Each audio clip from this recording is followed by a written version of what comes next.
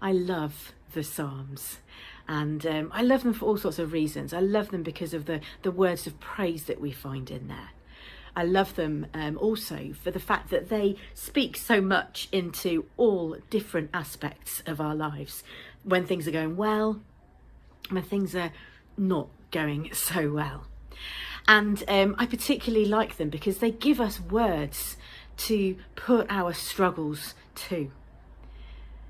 So, for example, when we are struggling with other people, there are words in the Psalms that we can use. When we're struggling with loss, there are words in the Psalms that we can use.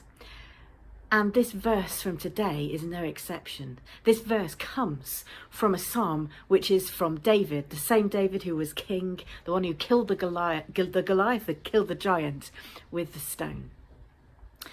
And in this psalm, David is struggling with his enemies. He's struggling with all sorts of stuff. His spirit feels faint. Those are sort of the phrases that we find in this passage.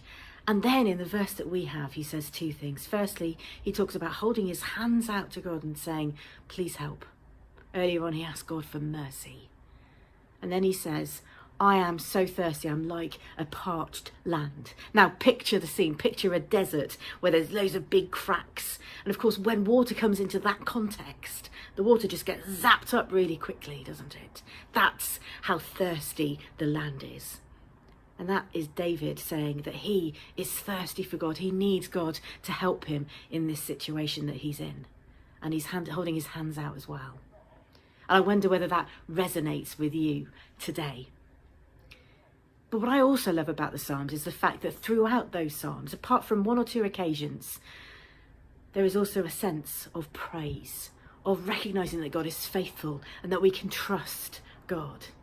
So David says all of these things, calling out to God, crying out to God for mercy, in the context of knowing that God is faithful, that he can be trusted.